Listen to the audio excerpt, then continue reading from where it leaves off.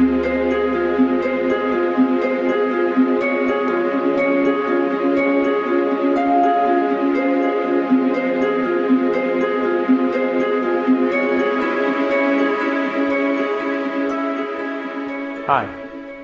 In this short video series, I'd like to provide some clarity on the facts surrounding asylum seekers and refugees in Australia, as I believe that the distorted lies by our government and misrepresentation by some media outlets is creating harmful information to be spread to Australia's citizens.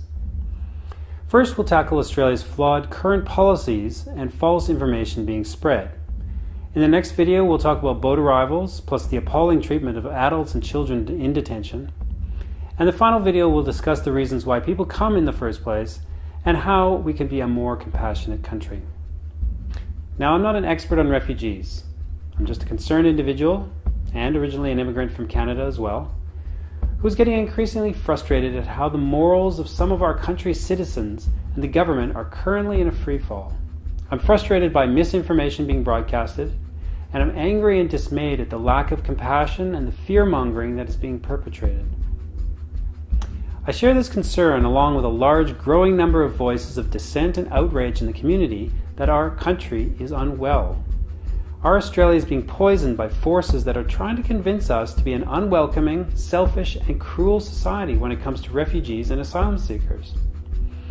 The following facts are all publicly available and easily acquired, but are often being distorted or, in a surprising number of cases, outright lied about by mainstream media and the government. One of the broadest lies is that seeking asylum is somehow illegal.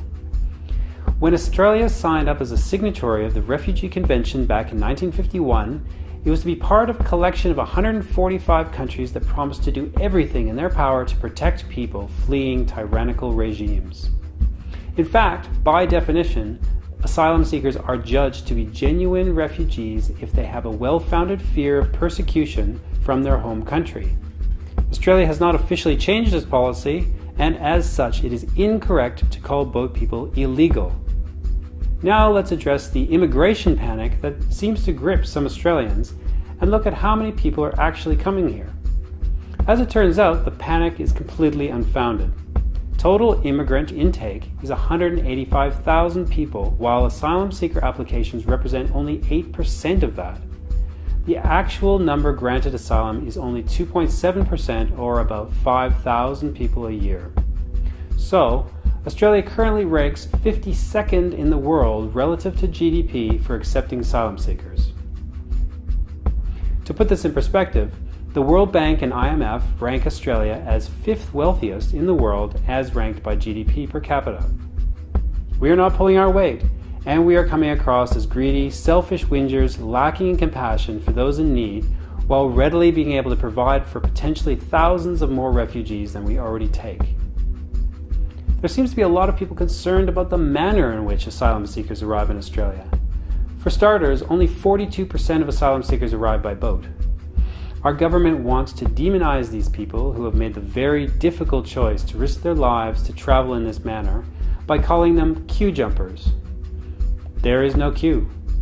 When you are attempting to avoid death or incarceration in your country of origin, this misleading label is nonsensical and suggests that there is some very orderly bunch of people taking a number and sitting at a counter for their name to be called.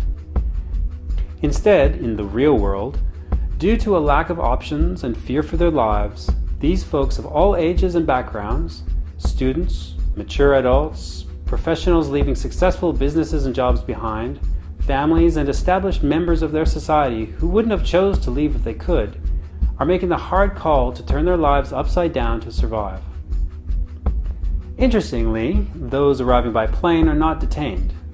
Because Australia bequeathed them with the golden visa while in the country they departed from, they arrive in our lands so-called legally, and then apply for asylum. Once boat people arrive, they are treated like criminals, despite the fact that ultimately 90% of these arrivals are found to be genuine in their reasons for seeking asylum, which again, interestingly, is a higher percentage than those arriving by plane. This makes me so angry because the government makes things so complicated and lacking in compassion for people who can't afford to fly or are unable to obtain a visa due to Australia's lack of representation in certain regions around the world, or their stringent policies for giving out visas. Ironically, what our government is actually doing is encouraging people to get in boats, since we are severely limiting their options. If Australia simply put formal processing centres in Southeast Asia, people's claims could be assessed in advance. As it stands, they have no option but to make the perilous journey.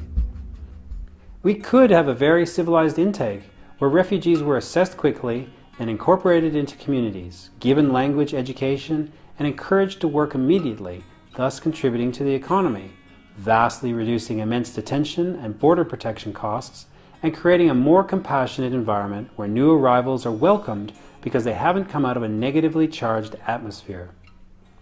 Speaking of costs, did you know that it costs $225,000 to $450,000 per person to detain an asylum seeker on Nauru or Manus Island? If they were allowed to live in the general community and work, that figure would be $35,000, and they would be giving back to the economy much more quickly. All the facts I've provided in this video are publicly available, and the opinions expressed are my own. My hope is that by shedding some more light on this issue, we'll be able to pressure our leaders to act in a way that reflects the true heart and acceptance for the stranger that I know this country is capable of. Please add your own voice to the conversation and feel free to share this video. Watch my next video, where we discuss how the Australian government wastes taxpayer money and resources mistreating asylum seekers in the name of border protection.